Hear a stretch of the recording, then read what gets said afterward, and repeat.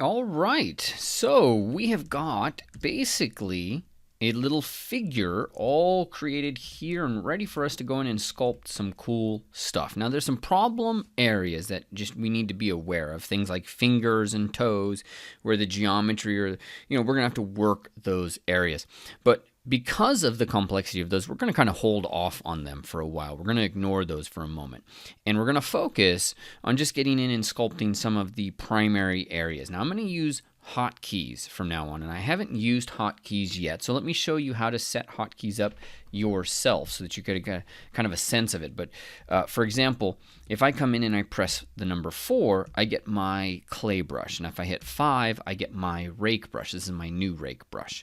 And this makes it really easy for me to go in and say, like, okay, I'm going to just start to rake this surface and build form. All right. But the way that you create hotkeys is, number one, if you're going to need these brushes if you want to use mine, the RK ball stylus and the RK rake. All right. And what you do is you press Control Alt and you click on that item, and then look all the way up at the top.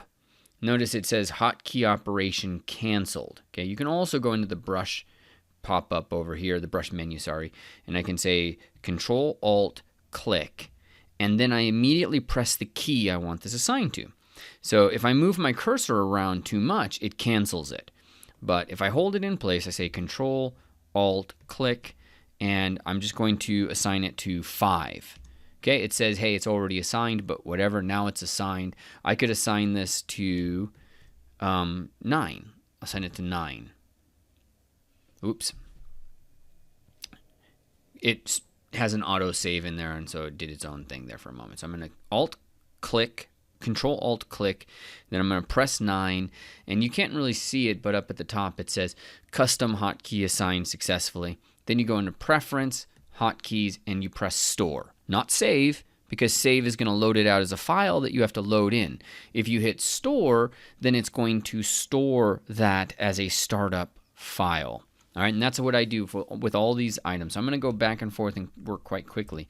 And the general concept, the way in which I'm approaching this right now, is that in my first job is to go in here and start to establish volume and structure.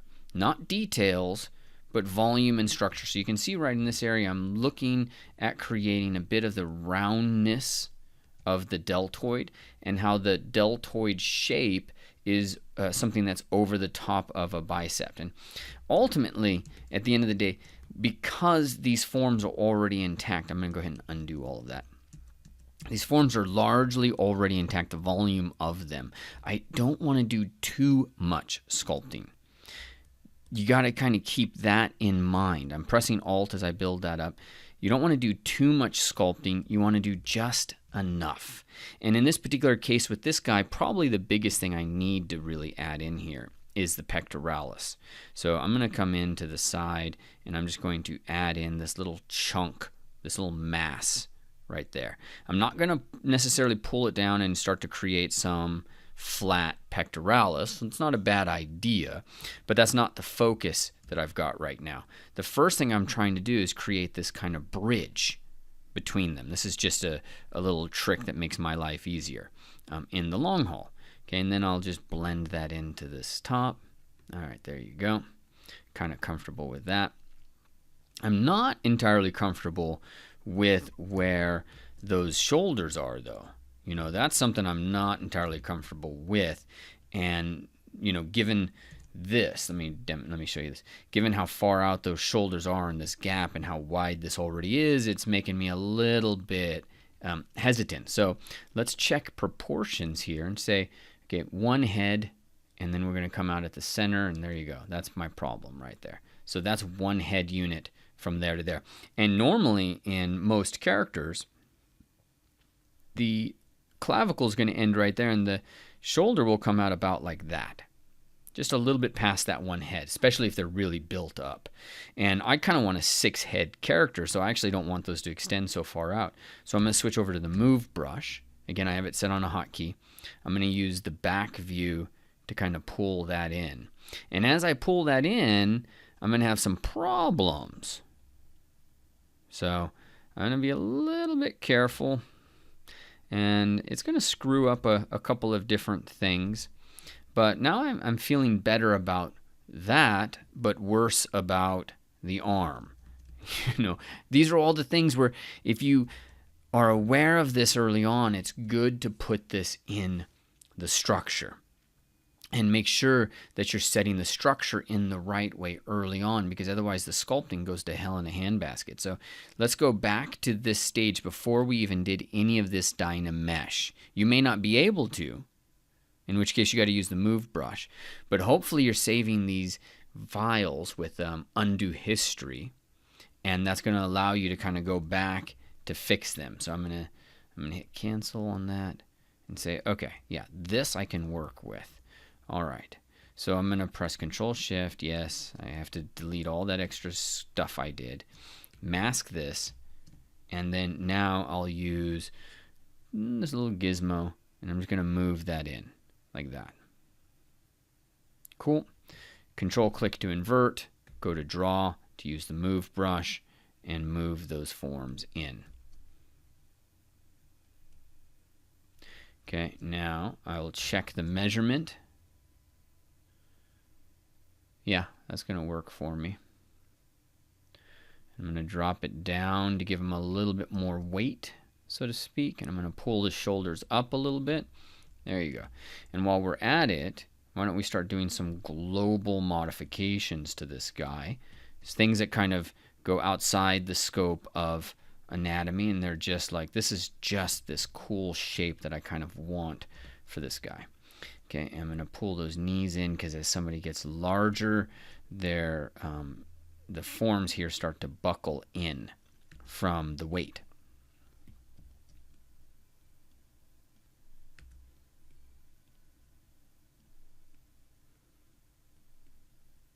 Cool. There you go. All right, anything else I can think of? I might move these a little bit farther forward. There you go.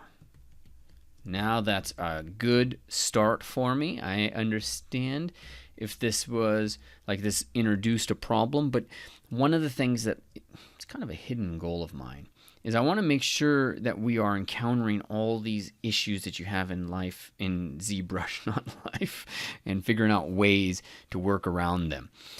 We'll have another opportunity to use the move brush to fix these kinds of things, but the easiest way to resolve this is by going in, and in fact I need to undo, is by going in and adjusting the base figure. All right, so undo that last step if you pressed freeze, because the first thing we need to do is Dynamesh, and I think our resolution was 32, and let's Dynamesh. Okay, again, a little bit of these guys joined together, but I'm gonna live with that. That's okay. And then we're going to Z-remesh this, keeping our target polygon high, so that we can get a high number. I want edge loops, but I want the polygon count to be somewhere around 40,000. That's good. And then I'm going to unfreeze. Voila. Clear that out. We got some good detail on that head. And this is going to be easier for me to go in and sculpt, so I'm going to come in with the ball stylus. There you go. Now as I add this form in, I'm not adding so much of it. There. Make sure to add it over the bicep and up to this line, which is really the clavicle. Cool. That's it. That's all I'm trying to do. You know, don't try to figure out the anatomy too much here, because it can be daunting. Just try to get a nice, simple kind of wedge to fill that space in. That's it. All right, then I'm going to put a little triangle right in here to this is just a visual note, and we might start now putting in a few little notes. Pit of the neck. That's going to help me set up the clavicle. And the clavicle, because this guy's bigger, isn't going to necessarily be this thing that sticks out. It's going to be something that kind of pushes in. So I do the clavicle out to about here. Then I do the pit of the neck. and then out to that. There you go. That's the spine of the scapula. I'm going to pull this down, and in this back area, I'm going to start to kind of create a little bit of a flat plane. Okay, and then I'm just going to gently transition that trapezius, and there you go. The back of the neck, this is going to be a lot of fat that develops right here over the C7. So I'm going to let that fat develop, and you'll see the lines that the way I'm building form is very circular. When I'm building fat, this is just one of the things that I'll do, okay? And I'll come in here, and in this part of the spine, no matter how large you are, there's usually going to be some indent in there. So I'm going to push that back, and then as I push it back, I'll just round it. Just round the transition into it. That's it. Okay, not trying to create anything too major, just trying to round a few things. All right, and then as I come in here and I work on this area, the next thing I do, okay, a couple of things I did, just to be clear, is I kind of built up a little bit of a plane for the shoulder. I put the scapula or the spine in a little bit. The next thing I'm going to do is I'm going to come in here and I'm going to build this area for the, let's move this off to the side. This area here where the serratus anterior move and the latissimus dorsi add some volume to the conversation. And it's just a wedge. Look at this. The way I build it is important. It shouldn't be this big complicated thing. It's just a little bit of a wedge that we put right into there. There you go.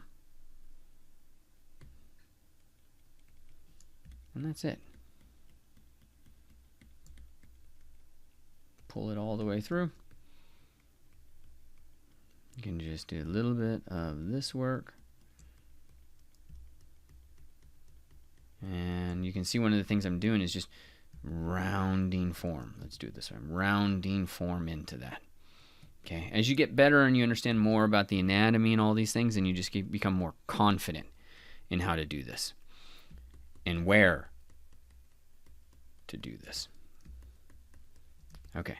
Now I'm going to come in and I'm going to build fat moving from here. So the way I build form is you put a line in that's going to be like your main thrust of volume, and then you build little strips of clay around the other side. In this case, the fat's on the bottom, not the top. So I'm actually going to carve out a transition to the top. And I'll pull this in a little bit.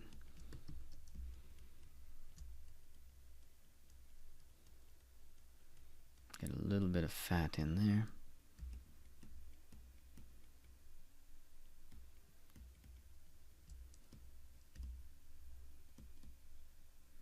And I'm just pressing Alt to smooth that in. There we go.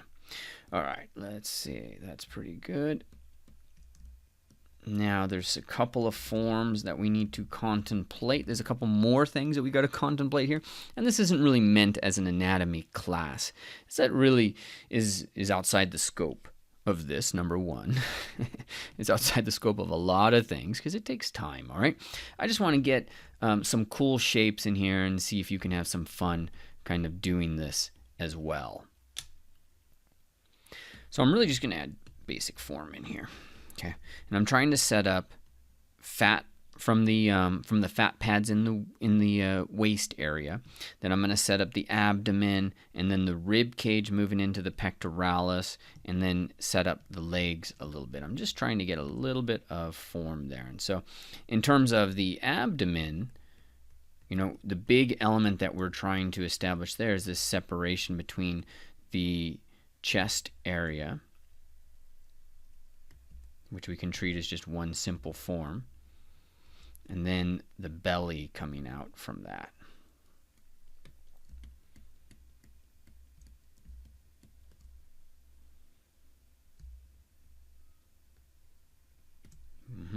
And again, just as a simple little shape. I'm not trying to do too much. It's just good to get in there and start to develop, you know, your ability to create these simple forms. I'm going to add a little bit of fat here in this side and blend that a little bit. And then lower the fat that we get right there. There we go.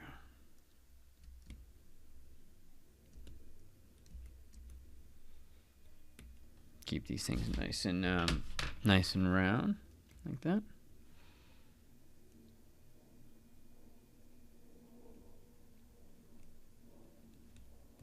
Okay.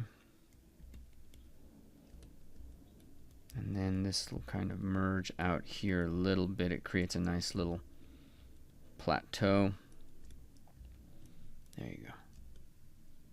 Voila. All right.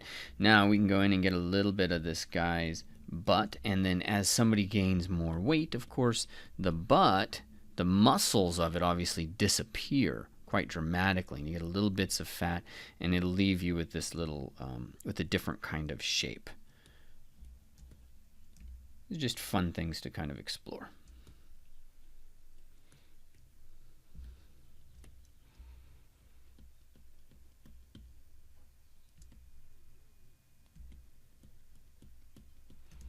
Okay, you're going to pull a line, and you'll learn these when you come in and you learn anatomy. You pull these lines down to help you distinguish things. And in this particular case, is the iliotibial band that's separating the quadriceps from the hamstrings. So we put the line in there, and then you just kind of carve on either side, and what do you know? You start to have the necessary form that you're looking for, which is kind of, you know, the blessing. Like, this is how things just get really simple in sculpting. When you learn these little bits and pieces, that's what helps you do things quickly, is these little lines that you're able to kind of quickly indicate and allow to kind of exist to create and help you create, you know, ultimately the shape. All right. For example, let's go in here, and I'm going to carve in a little line here to start to separate the olecranon process from everything else. And then I'm going to try to find where's the styloid process of the ulna, and I'll carry that line out to it. Okay, I'm going to carry that line up, and this is going to be the pronator group of muscles, and I'll pull that line down to separate the forearm from the bicep and all of those muscles. And we put these little lines in and then just round them out little bits. And I'll pull this. I'm going to separate the pronator group from the flexor group. And so I'm just going to pull a line down towards the thumb, like that. And then just sculpt this little bit. Once you know these things, you know, it becomes easier. But of course, the problem in the beginning is just knowing them. And then right here, this line that I'm putting here is separating the pronator group from the extensor group. So I'm going to come in and just carve a little line like that.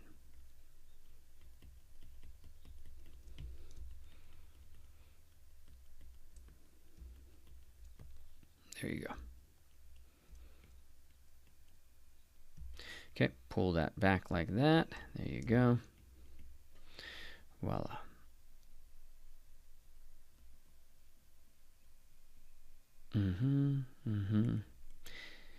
And as you get better and you get more mileage, you know, a lot more of what I'm doing here will make sense, and you'll start to have your own way of representing form. But a lot of the processes is you establish these kind of boundaries for the forms that you know exist, and then you round the forms into them to help. Okay? You got to be careful. Things can go sideways. You know, like we're definitely starting to have problems in there with geometry not entirely representing it. But we're not, you know, my goal is not, like I said, the hands we're going to do a different way.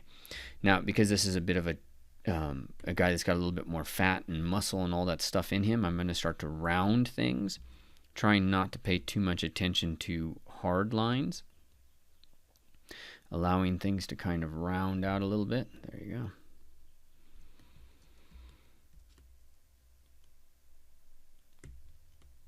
I'm going to put a little bit of form in here. And then get that belly, a little bit more volume coming out of that.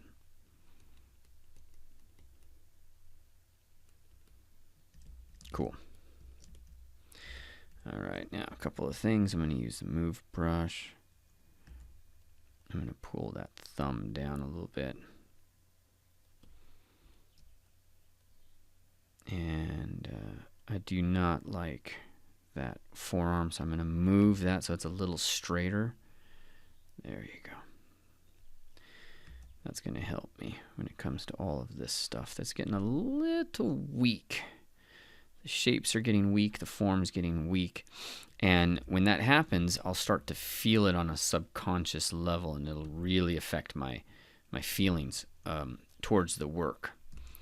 So at each stage, I want to make sure I'm kind of happy with it. Okay. Now I'm going to continue this process of establishing some form and whatnot. I'm going to move my way down, and this I'm going to add some. Well, here, let's switch over to the standard brush, or better yet, Damien standard brush. And I did that by pressing B, D, and then I want the standard brush. So you see the little S there. It's a nice little way to go in and get these different parts. So I'm going to come in and really start to carve that shape in there. Okay, and then back over here into my ball stylus. Okay, I'm going to add some volume in the back. This is where I like to add the volume here. This gets a little dangerous as these forms merge into each other. And there we go. And then I'm going to add a little bit more, carve that out. And I'm going to add a little shape right in here to create the tibia. This is the flatness of the bone. It's a little overkill. And then I'll go and I'll start to round a couple of these forms and start to adjust some of these lines that we allowed to kind of be larger because they were helping us with the gesture. And now, you know, we got to go in and start to kind of take care of it a little bit. So there we go. I'm going to add some volume back here for the back of the knee. Back of the knee. For the foot, the heel. And start to create some of the other elements of the structure in there.